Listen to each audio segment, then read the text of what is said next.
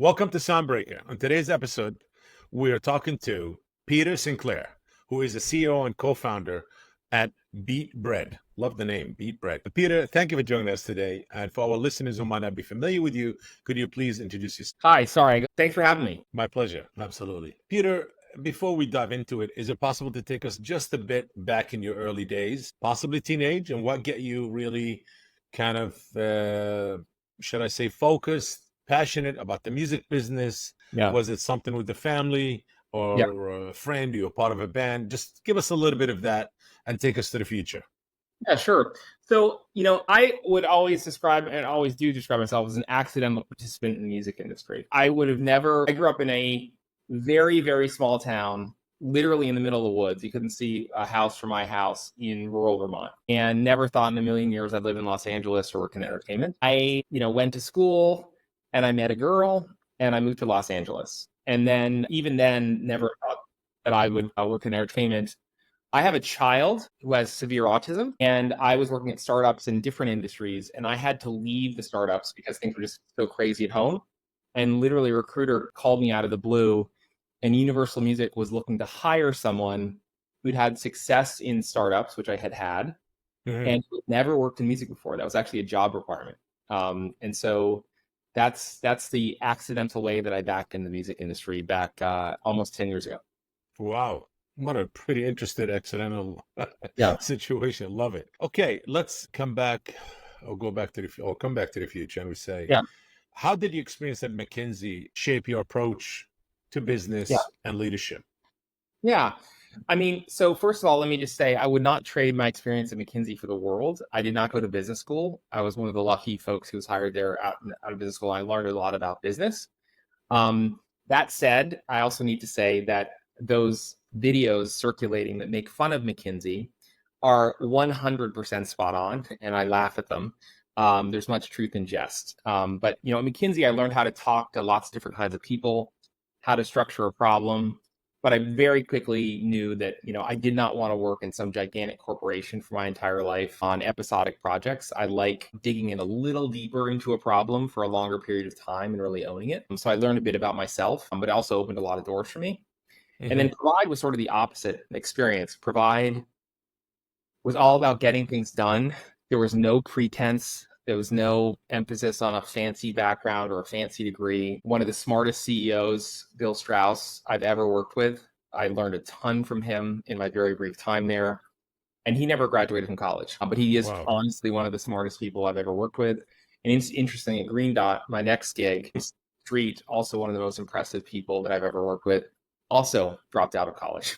And so I think the value of, steak over sizzle and just getting things done and really sound judgment is something that I really value in both those experiences post McKinsey. McKinsey was very much about pedigree. I'm not saying there weren't smart people there, but it lacked the level of substance that I really valued at those next two companies. Well, Green Dot, let's talk about it for a second. I mean, what were the key, I'll say, lessons that you learned with scaling business during your time at, Green Dot? And I think, the lesson, Green Dot, I worked in a couple of roles before I started the direct to consumer division there. We were primarily a retail business. And so I learned the business for about 2 years. And then we wanted to go direct to consumer. And it literally started with me and a whiteboard and a little bit of support from the president of the company. And then we hired some developers, and then we tested a couple of different offers. Some of them failed. And then we really figured it out, and then we scaled, and then we were doing, more than $50 million a year in less than 2 years. And it has since gone on to even bigger. And I think, really focusing on the component pieces of what makes a successful business. How do you make something that is operationally simple, that is easy to explain, that makes money at the base level, but also really works for the consumer, right? And not getting ahead of yourself and trying to grow something too quickly, too fast, and just getting it right. Because once you got it right, then you can scale it. And that was the first time that I was directly involved from sort of day zero on a business. And that was a very rewarding experience. So yeah, just sort of keep to the basics and don't get too impatient with the result. Fundamentals first.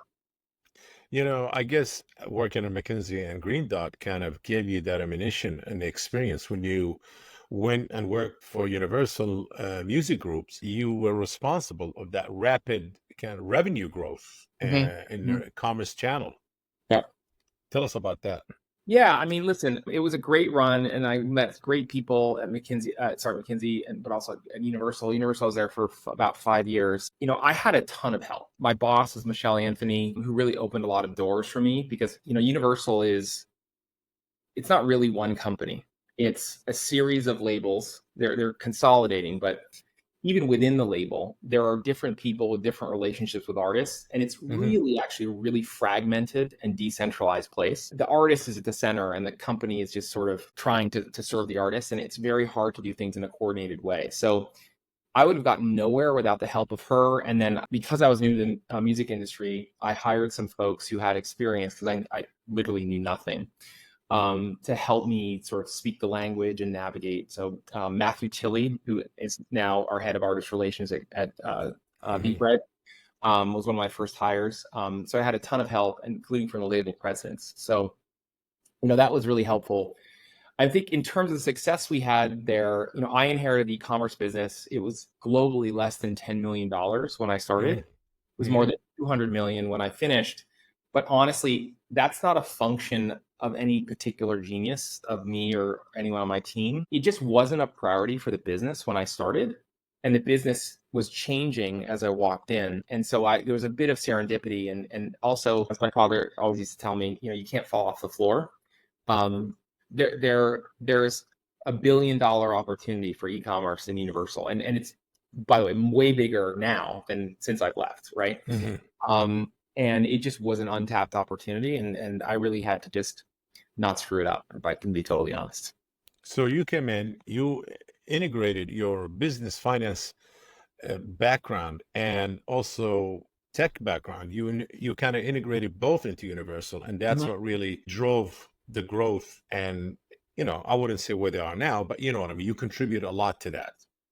Yeah, I mean, just to be clear, it was just the e-commerce piece, right? I mean, Yes. fundamentally, what drives Mhm. that business is the artists and the music, right? And Absolutely. and e-commerce is a nice way to monetize around that, and goose some chart numbers in week one and week two. But as big as that business is today, it's still a very small portion of the total business. I think in terms of integration, it's really hard, frankly. I mean, on the point of integration and really getting technology right, I would say it was more frustration than success. We were able to motivate artists to do things on pretty simple technology there. And really the experience of seeing how hard it was for a one company to try and serve all the unique circumstances of artists Mhm. was one of the insights that led to beatBread, because never did it right as well as it could have been, because every artist is different. And it is impossible, as smart as everyone is that I work with at Mhm. Universal, and almost every single one of them was really good at their job.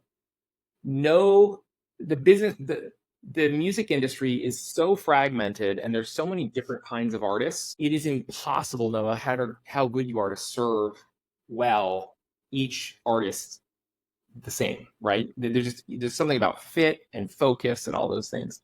And so, it was more about Michelle's success in getting the label presence behind the idea of using some very basic technology to push e-commerce. I wanted to do something where we were going to centralize a bunch of data and really be the sort of central engine that would drive a bunch of new audience for artists.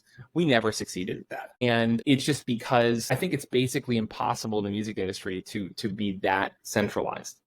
And so beatBread, the idea is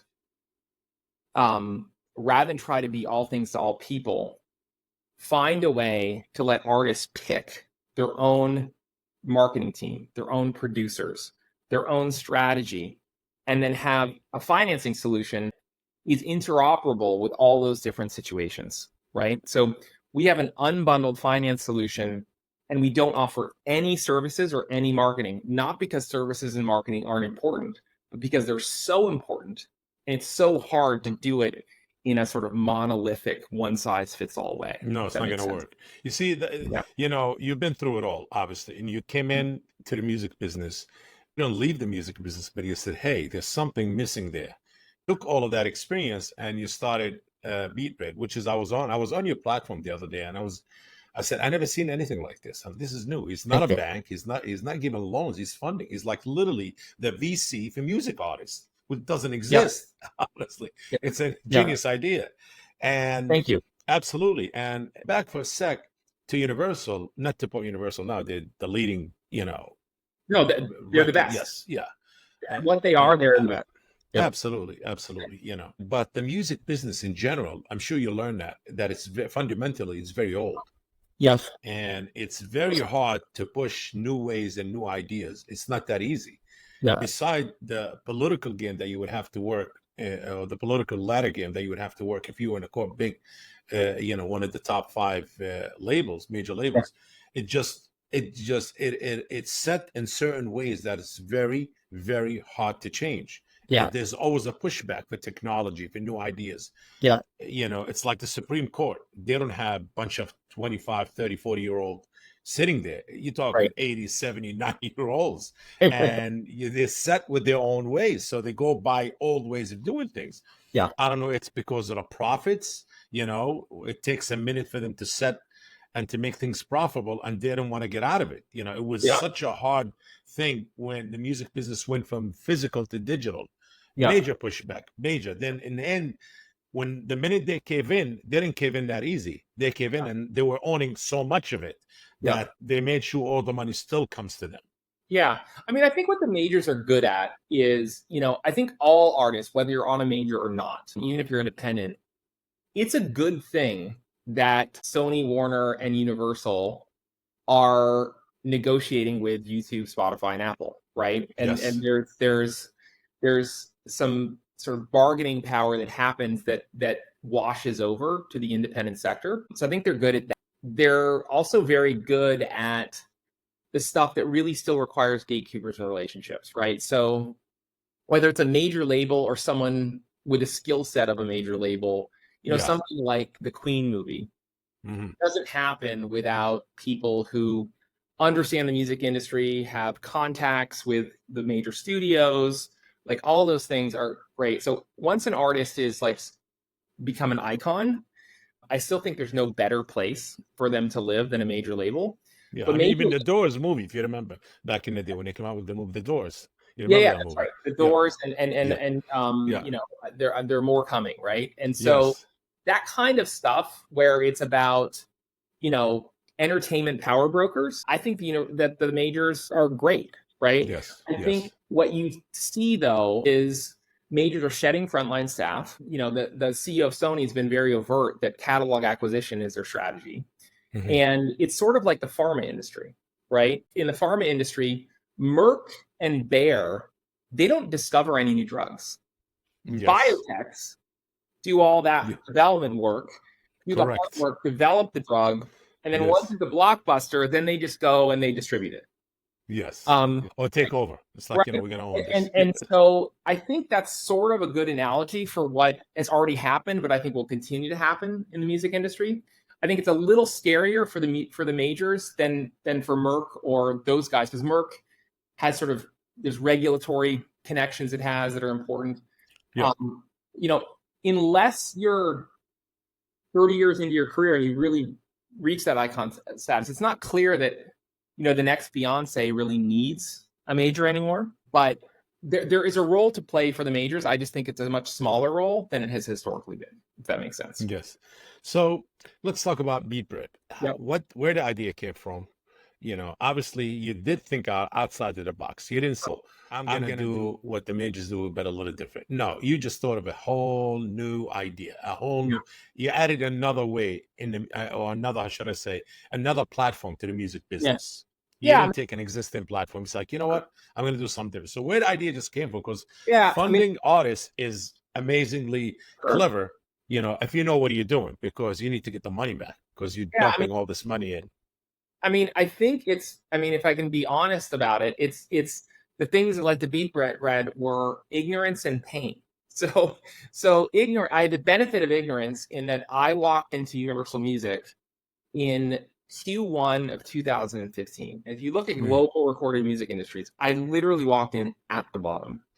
right? Hmm. I'm one of the few people that's been in the music industry now for as long as I have, who's never seen it do anything other than grow, Hmm. right? That's just dumb luck and all those things. But when I walked in, things were changing very rapidly. Streaming was less than $1 billion, but people are starting to see legs on it. And so I think I had the benefit of ignorance and fresh eyes, point one. Point two is I was hired to grow this e-commerce business and super fans and VIPs at shows, all the, and possibly build this big data platform, which we never succeeded at. Hmm. And what I found was about half the artist managers that my boss, Michelle Anthony, would have me go talk to, and she was fantastic, hated my guts before they even had any reason to know me. I never met them. I never done anything. I never committed to anything.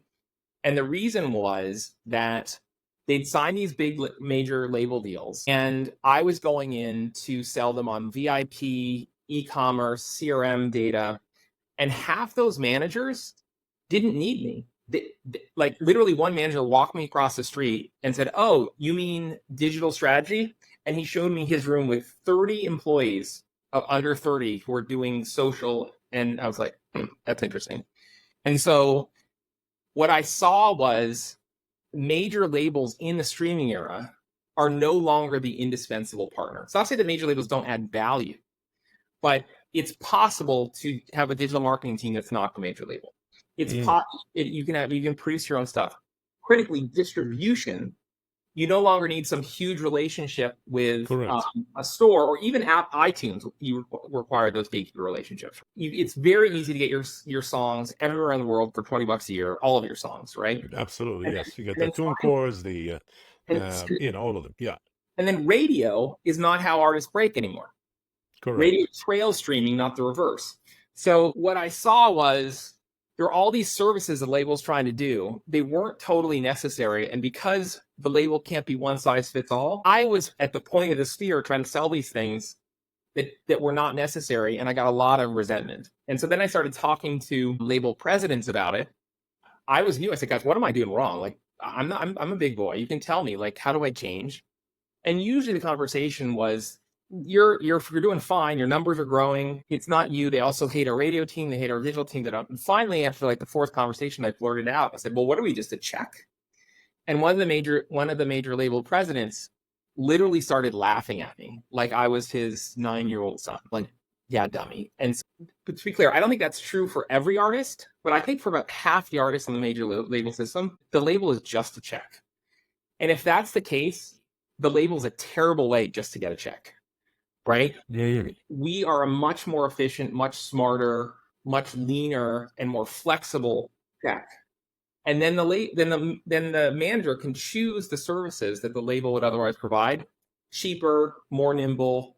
They can fire their marketing team if they don't like them 2 years in, versus if you're in a major label deal, it's pretty hard to fire the label, right? Yes. So the pain of that experience of having to try and do that and getting the negative feedback sort of led to the insight. So, Interesting. yeah.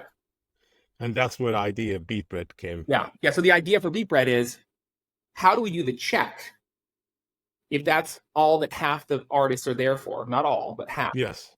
And then let them choose, right? I thought we could do if we could just focus on the check, we could do the check better and then give people choice. Let's talk about beatBread. Let's break it down. The services from A to Z, if you don't mind, because I'm intrigued, and I'm sure our viewers and listeners at Soundbreakers, and some of them are artists, upcoming artists or existing artists. They say, "Hey, you know what? beatBread is the way to go." Please, I'm very intrigued. I want to know actually about the business concept and how does it work, and how does it, and obviously it does empower artists. And we're in an era right now where artists are gaining more and wanting more because they know the game, they see what's happening. They say, "Well, what, you know what? As you said, I don't think another Beyonce, the majors, or if there's another Beyonce, she doesn't have to go the major label route. There's different routes you could do." Yes, that's right. So the way it works from an artist, and we also fund independent labels, to be clear. That's the next thing we'll talk about. So you come to our website, you can type in information. We pull in, we have APIs, a bunch of different streaming services, charting services. We pull down a bunch of data, and then we very quickly will give an estimate that is actually flexible. The artist can choose, do they want a 1-year deal? Do they want a 20-year deal? Do they want to include new music in the deal that's unreleased or not? They want flow through income. We give them a dashboard. That is just a range. Then they upload their distribution reports. And then we actually machine read all those reports and we rerun our model. So my co-founder, who's not on the call, is the brains behind all this. He's very, very good at So it. if I may interrupt, it's so pretty much basically you do an AI or whatever technology you're using Yep. to artist evaluation. Correct. And all this information the artist gives you, and then you'll say, okay, this artist is worth this much. On, This what kind of on a particular term. So Okay. the artist can also adjust. They want a short-term deal. Do they want to undo some of their music? Do they want it on new music or not? So it's all. The other key point is not just that we can predict the future, which we've done very well. We've done about 1,200 deals from as small as $1,000 up to $6 million. Hey, if you have a prediction AI tools installed in your platform, great. Yeah. So within the life of the company, and I'm not making this claim about every single deal, but in aggregate, it costs us 1,200 deals. Our collected cash flows to our predicted cash flows are within 2%. Wow, you've done 1,200 deals? Yep. Yeah. Amazing. And so we're really good at that. And then we make it very easy for the artists to choose the structure that works for them. We've just started rolling out tools that allow them to run scenarios of different growth and actually see their cash flows and their impact, and even compare deal with us with the deal outside. And the goal is we just want to have them have informed trade-offs, right? And so there are times we tell someone, we can't beat that deal, you should take their deal, not ours. And we think in the long run, that's better for artists and better for us. So now, so pretty much you fund the artist. Now, this money that they get, is it for recording studio? Is it for marketing? What is it used for? So do you dictate that, or once they get the check? Most of the time, we don't dictate it. Now, there are times when we will co-invest with an independent label or a distributor who will earmark a portion of it, say for marketing. But 90% of the time, we don't tell them anything. In practice, more than 60% of the artists are using the money very directly to fund their next project, to shoot the video, to pay the producer, to do the digital marketing spend. Can I ask, how do you get your money back? How does beatBread get their money back? If you cannot answer, it's fine. No, I can answer. So it's very simple, actually. So we are advancing against digital revenues. So Correct. We're connecting with the distributor, and we work with hundreds of distributors. So the money that we're advancing against, it is then coming to us first, and then sometimes the artist we then pay through monthly a share to them, depending on field issues. But we're attaching basically in the flow of funds upstream of the artist or upstream of the label. And that's how we collect our money. Now, we don't collect on vinyl. We don't collect on touring. We do publishing advances. We don't collect on merch. So only digital. Only digital and digital publishing. Yeah. I'm surprised you're not involved in collecting on touring also, because you're advancing the money. If sometimes the digital revenues doesn't scale up or come up to what you guys predicted, then the money has to come from somewhere else, no? Yeah, no, so we have no legal claim on anything else. And if you want to use our money for a tour or use our money for printing vinyl and selling it and keeping all that's all fine. There may be a time in the future when you see us making advances on tours. That will not be in 2024. Stay tuned for that. But I'm sounding all cryptic, like there's some huge announcement coming. Yes, there may or may not be. Sure. I'm asking a lot of questions also, a bit little tedious questions, because for our viewers and listeners who might not be familiar with your platform. Now, once you make the deal with the artist and you have a direct deal, you said we work with a lot of distributors. Now, obviously these days, there's something they call the DSPs, which are the digital platforms. There's the distributors, and there's also aggregators. So do you have a direct deal with them that your money comes to you first, and then once it recouped, they stop paying him? Yeah. So we can attach at the distributor level for most distributors, not all. We do have relationships with some of the aggregators. where if we can make it advance to an independent label or even a small distributor, we're attaching upstream of the distributor itself. And then we also have relationships with that allows us to attach between the DSP and even the aggregator. And so it all depends upon the situation, the best way to do that. Amazing. But we've invested hard in all of that. Yeah. What an amazing concept, really, Peter. What an amazing concept. And if I may ask, the artists that come to your platform, to your company, to beatBread, are they artists that established artists, major, ex-major label artists? Yeah. So we started mostly in artists in the 10,000 to 500,000 monthly listener range. But that was 2021. We still serve a lot of those artists. We're doing more than a deal a day.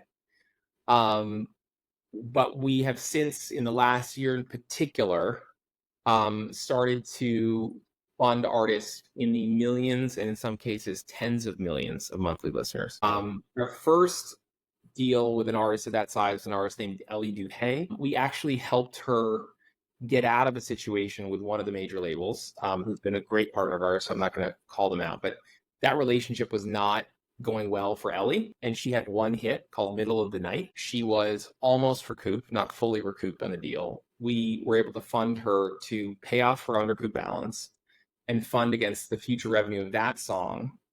And now she has 2 additional hits, which collectively are well over 1 billion streams. And, she would have sort of been left floundering in her major label deal had we not been able to help her with that. We're starting to do more deals like, and then we also do several, 7-figure independent label deals, because independent labels play a really interesting role in the ecosystem. They are those biotechs that I talked about earlier, as comparing music to music and to the art industry. But usually an independent label is not taking a long run ownership stake. The artist is maintaining a great deal of independence and autonomy, but the independent label is providing great service, right? And so we think it's important to fund them as well. And so we started to do those. Amazing. So how does beatBread make their bread? Somebody paid off. So an artist you give them, let's say, $500,000, and they did fulfill the $500,000. Now, obviously, you're not just in the exchange. There's always, you guys, again, our money costs money, like full stop. Yes. Now, it's not a loan, meaning there's no interest. If we over predict how something's going to do, there's no penalty. There's no interest that tolls up. Mm-hmm. We're going to make back our money plus the cost of our money, and then it's over, right? There's no, Got it. Right? So there is a percentage, a certain percentage that it doesn't pull up on fair. and Absolutely. There's no personal.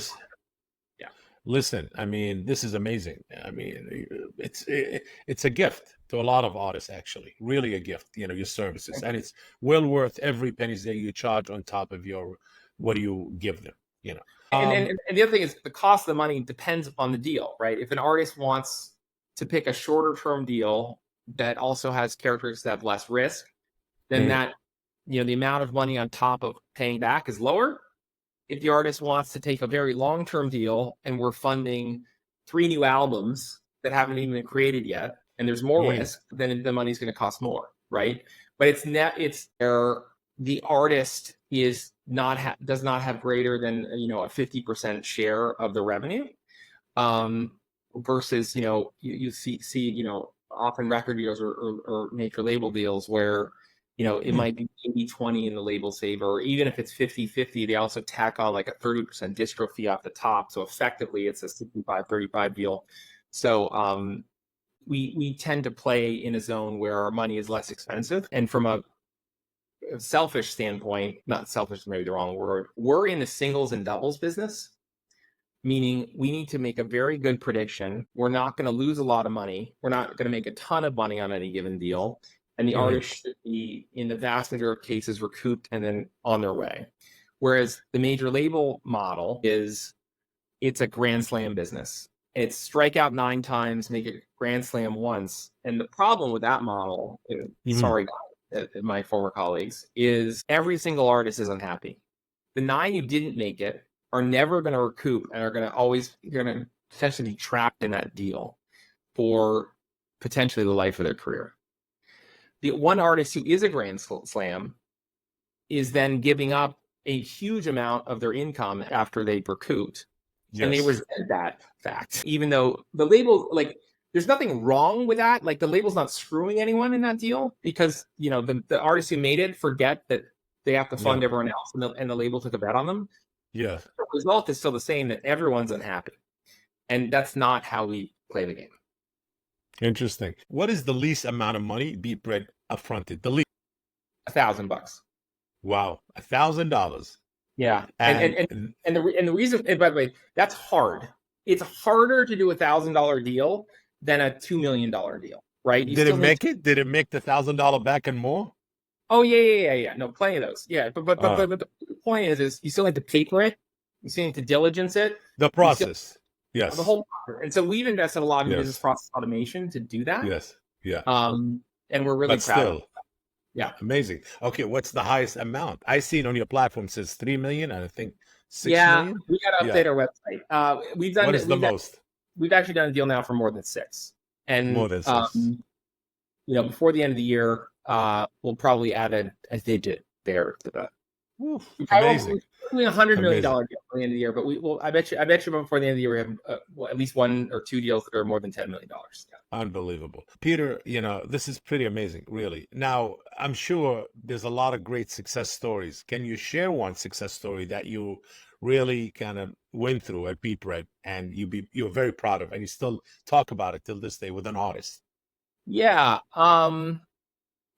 Sure. I mean, I think the LED Hay one on the high side is something I'm really, really proud of. On the B2B side, I'm particularly proud of, and I'm just off the cuff here, I doesn't know I'm going to mention it. There is a distributor called MAD Solutions, MAD. They're in Houston, actually. You're in Houston and Lagos. So a Nigerian company domiciled in the US that's now doing several $100,000 a month of collections and growing fast, and in the mix for some of the biggest Afrobeats artists. Mm-hmm. You know, because we're data driven, and because, you know, our North Star is empowerment of artists who might be otherwise neglected, it sort of resonated. We wrote a pretty big check to, you know, a Nigerian entrepreneur, which, you know, a lot of you know, more traditional investors, you know, sending money to Nigeria is like a joke, right? And it's gone very well for him, very well for us. I'm very proud of that relationship as well. And then I think on the artist side, on the small end, there's really a ton. I don't even remember the name of the artist, but I'll have to look it up, and I can maybe email you afterwards. There was a kid who's 20 years old who lived in Montana, who's now got he's still a developing artist, but he's got, you know, a couple 100,000 monthly listeners.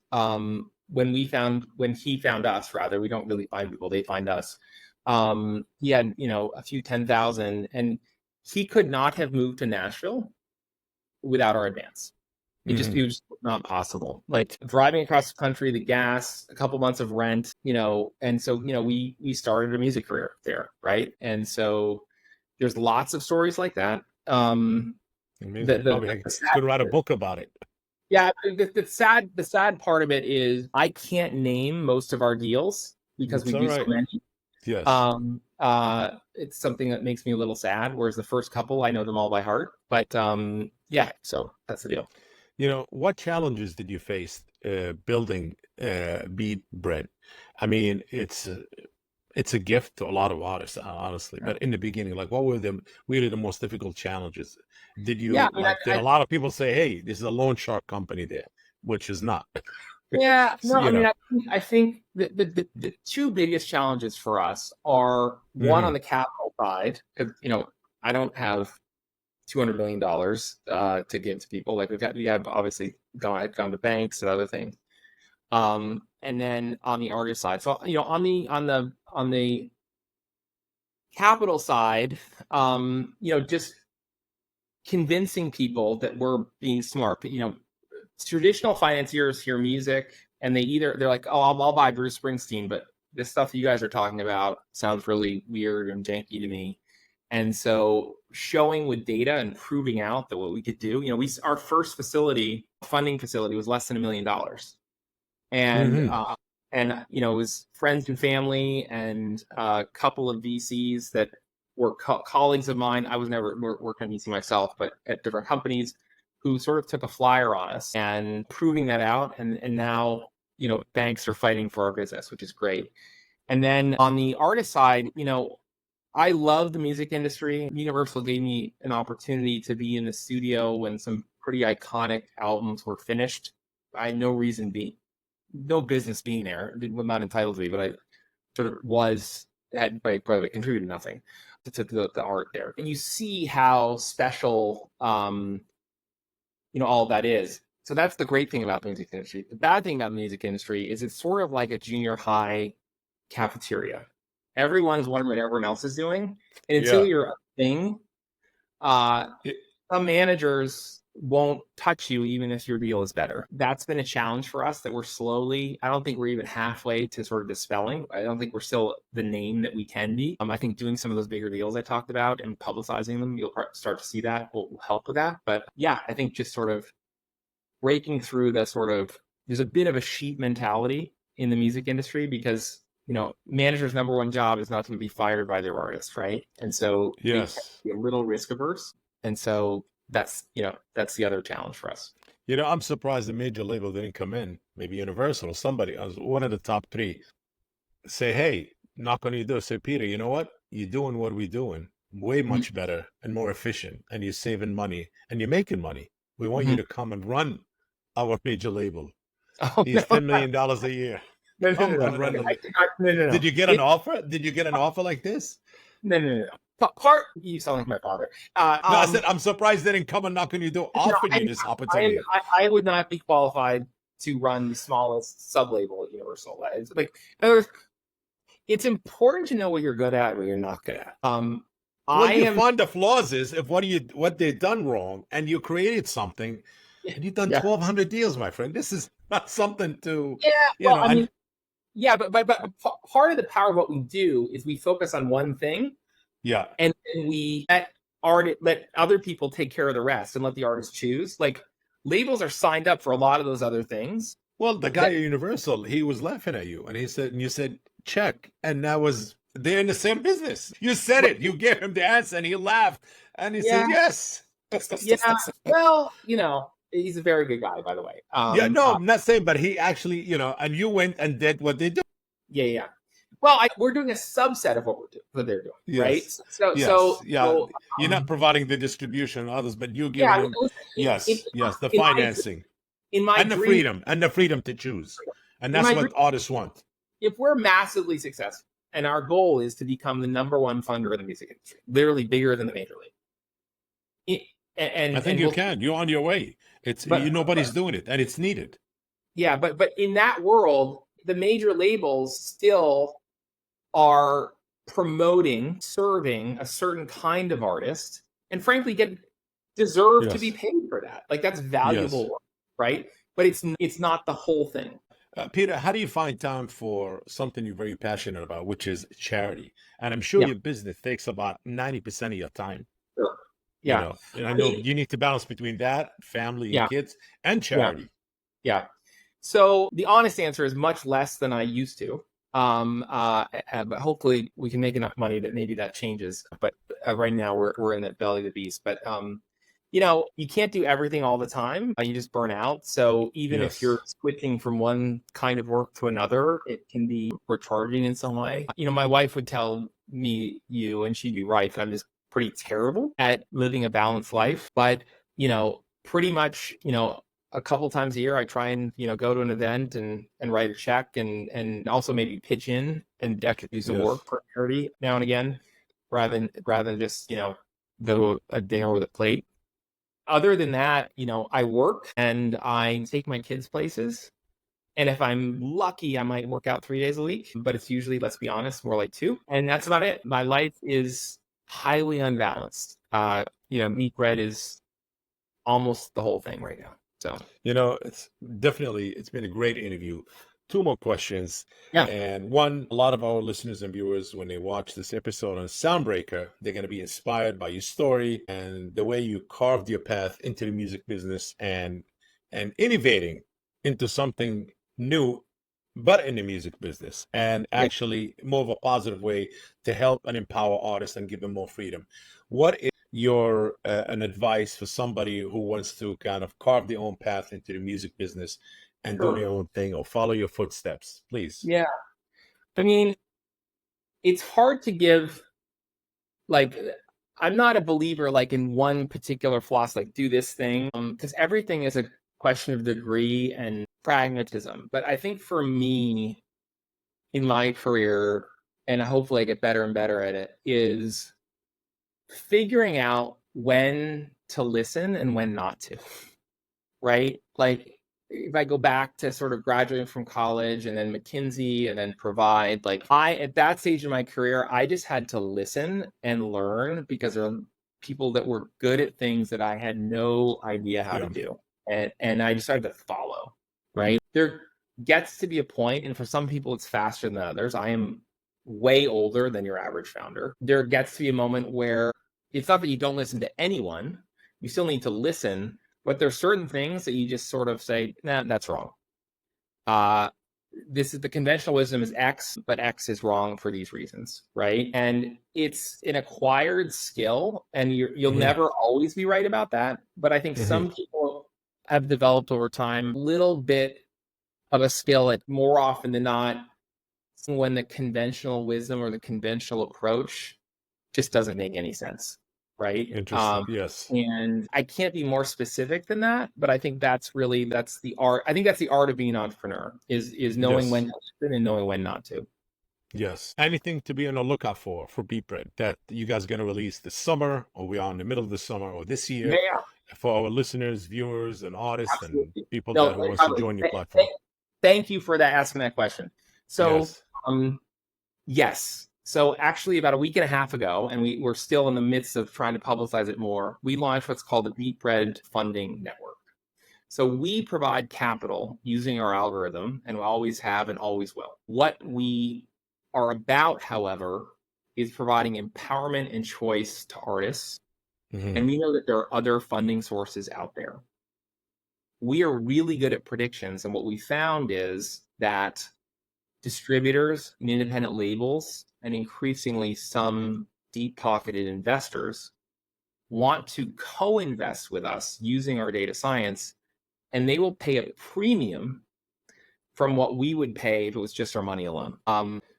Artists can now come to beatBread, and if they qualify, and artists, an advance is going to be above $30,000 or $50,000. It's more likely not the artist to qualify. They can stay on their own distributor, their own set of partners, and they can get X, and they maybe get more X if an external financial investor wants. Yeah. Or you can have a choice of offers from a series of independent labels and distributors where we're investing, they're also investing, and the artist gets even more than what we would otherwise invest. And it's all up to the artist. We never force an artist to go to this distributor or that label. Hmm. Hmm. What we found is some artists will choose to switch a distributor, but they won't go for the one that's offering the most money because they believe in those services and everything like this. And we really lay that out for them in a digital experience and lay out all the trade-offs, all the choices, and let them model it out. And we're really, really excited about this And this because service is available at beatBread right it now? is. Yes, It is. yes. Okay. Okay. So if We're, anybody's interested, beatBread.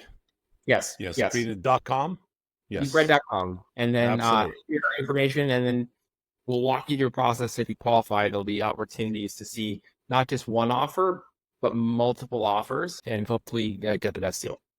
Well, Whether it's, Peter, yeah, I have to say, what an amazing, inspiring story and insightful information on beatBread thank and the you. music business. I'm sure a lot of our listeners and viewers are Soundbreaker artists and all of that. They will find this extremely informative and helpful. I Thank want you. to thank you for joining us today. And this concludes today's episode of Soundbreaker. Please make sure to follow us on socials and stay tuned to new episode. See you and thank you. Thank you.